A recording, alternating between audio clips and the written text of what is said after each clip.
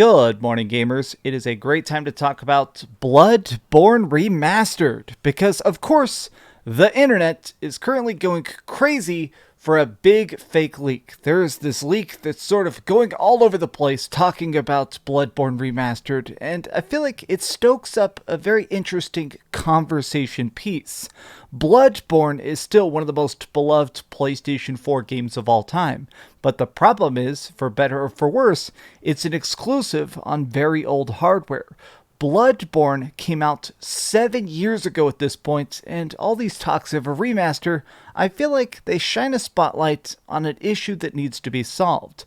But we're going to talk about that and take a look at the fake leak, because it's funny that everybody has been tricked by it.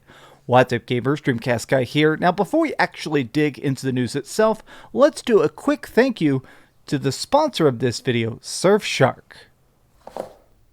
Babe? Babe? I'm in the closet.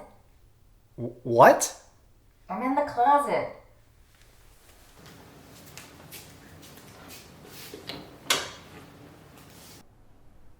Katie, what are you doing in the closet? Protecting my browser history. Babe, sitting in the closet is not going to protect your browser history. But if you do want to do that, if you need a little bit of extra safety, that's why today's sponsor is Surfshark. Now, what does this service actually do? What is Surfshark? It essentially unlocks the capabilities of the internet. Now, first and foremost, it allows you to select a region whenever you're online. So you can just straight up say that you're in Japan or Korea or London. Now, why would you want to do that? Because it makes streaming services a heck of a lot more awesome. But additionally, I appreciate the privacy that this VPN creates. Surfshark just straight up lets you hide a lot of your service data. It lets you go and do research or look at video games and stuff, and it doesn't get served as ads all over the place later. These companies are constantly trying to get your data, and Surfshark is here to protect you without sitting in the closet. Surfshark can be easily used as either a browser add-on or also just an app on your phone, so you have this protection even while on the go. If you want to try this for yourself, Surfshark gave this very big coupon code just put here at the bottom, which is surfshark.deals/DCG. If you use this, it gives you 83% off plus 3 additional months of the service. Once you have it, you're going to wonder how the heck you browsed without it. Okay, so what happened specifically this morning that seems to have completely exploded the internet, and specifically Twitter, is this tweet that says, Bloodborne Remastered is coming to the PlayStation 5 in August of 2022 and PC in Q2 of 2023. It will feature a wide range of enhancements, including 60 frames a second, native 4K resolution, and ray-traced reflections. Bluepoint is leading the development with Nixxes Software. Now, there's even this fancy little link right here that people have been clicking, which takes you to an ancient page on the PlayStation blog talking about how good the game is back in 2015. Now, you might look at this tweet and think, well, it's obviously fake. This is just some random account with like 500 followers. It's just obviously a prank. Well, this was posted 45 minutes ago and already has 6,000 likes. This is absolutely exploding. Big accounts, small accounts. This is the real news account, Nibel. But everybody is being tricked by it. Oh boy, I was worried I'd have to go back to real life after finishing Elden Ring 3 or 4 or 15 times. Oh dang, it's not real, I got baited. But what's interesting about this tweet is not just the hoax, it's the fact that there has been this very interesting void that's been created by Elden Ring. Bloodborne is an absolute masterpiece. If you have not played Bloodborne, it's genuinely one of those games that gets better with time. After I beat Elden Ring, like most people, I went back and played a bunch of the older Soulsborne projects, everything by From Software, going through Dark Souls 1 again, going through Dark Souls 3, and of course, playing Bloodborne. Now, Bloodborne, in my opinion, stands in a very different space than these other games because it's just so creepy and gothic. It's a game that very much hyper-focuses on offensive, fast gameplay. The primary mechanic of Bloodborne, which which I feel like ages better and better, is this sort of system where you can drink the blood of your enemies. If somebody hits you, for a few seconds, you're able to hit them back and restore a partial bit of your health, making it so that trying to dodge, trying to run away is sort of less useful than always being on the attack. But part of the reason I keep thinking about the game mechanics of Bloodborne is because, honestly, the game is just perpetually stuck on outdated hardware. I've been playing it again on my PlayStation 5, and I'll be honest, it sucks that there is no visual updates. A lot of PlayStation 5 games have been able to get boosted. A lot of PS4 stuff got some sort of resolution boost or a frame rate boost or something to actually improve the experience. But Bloodborne has zero refinements in 7 years. They did one patch 6 years ago that reduced the load times a little bit, but at this point, the game is still hard stuck at 30 frames a second. The freaking game is just still as beautiful it is artistically. I feel like the resolution is not the best, and it's making people think, why are they not just going back and remastering this for the easy money? Now, I want to show you a thing here, which is the fact that I keep seeing people talk about the fact that this game just makes so much sense to bring back after Elden Ring.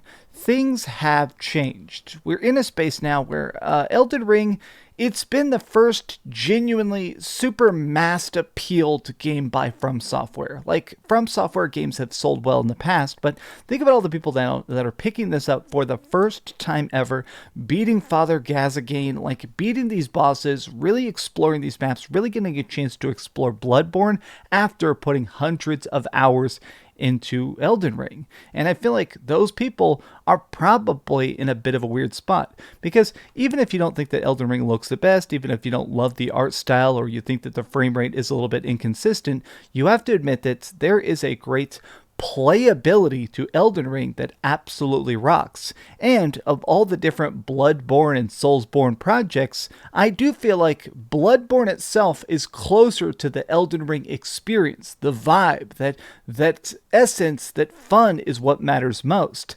And the fact that you can't play that in a modern sense right now, that does feel like a gigantic missed opportunity.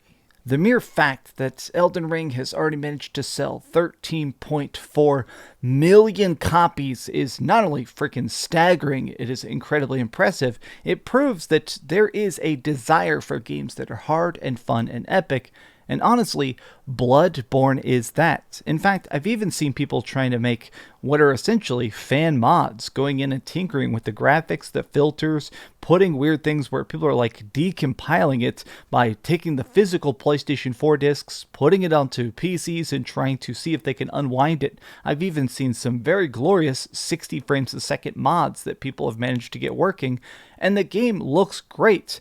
I think Bloodborne is still in such an odd spot because you can play it today and it's still an incredibly fun experience. There are games that even from 5, 6, 7 years ago that are starting to show their age. There are those experiences that, as glorious as they are, they feel dated in an unnecessary sense. But Bloodborne, you could take it today and with the tiniest bit of paint job, the tiniest bit of updates, it will feel like the best 2022 experience. And I think more than anything else, that's why people keep falling for stupid tweets like this, is because when you think about it, this seems like an obvious win. Like, scrolling through this, every single person, like, yes, oh, this is the best news ever. Oh, wait, Gene Park, like every person, why would you hurt me like this? There's a special place in hell for you.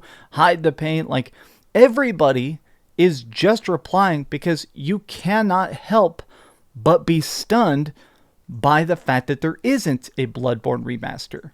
Like, think about it right now. Just truly consider this. Even if you have not played Bloodborne, because honestly, that's part of this, is that the PlayStation 4 was incredibly successful. It sold 110 million consoles and stuff like that, but not every person has played Bloodborne. It's stuck on just the PlayStation 4. What about the Xbox people that now own a PlayStation 5? What about the people that jumped onto the PlayStation bandwagon incredibly late? It's not just about missed market. It's not just about missed sales. To me, it feels like it is a missed opportunity that Bloodborne Remastered doesn't exist.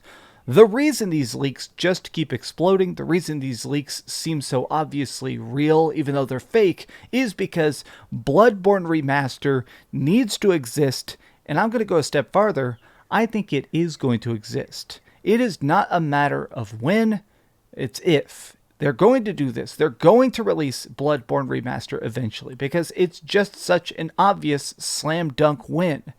There is this space of people that are tired of remasters, and I fully understand that. Like right here I said, Bloodborne Remaster will be the first game ever to sell 1 billion copies. It will bring world peace, and I thought it was interesting that the top reply was, enough with the remasters, we want new games. And I find this interesting because that is correct. I do think that Bloodborne Remaster is a different style though, because honestly, Bloodborne Remaster does not need that much work. Just find a way to fix the frame rate, make it look great at 100 FPS if possible, because a lot of times, because this is a game that requires quick reaction speed and drinking some delicious blood whenever possible, upper frame rate dramatically improves the experience. But additionally, I do think it's interesting about the idea of maybe getting a Bloodborne 2. But I'm also sort of fantasizing, because how big, how dark, how epic would Bloodborne 2 even have to be? Well, these have just been some off-the-cuff thoughts, because honestly, this hoax has been incredibly funny to me.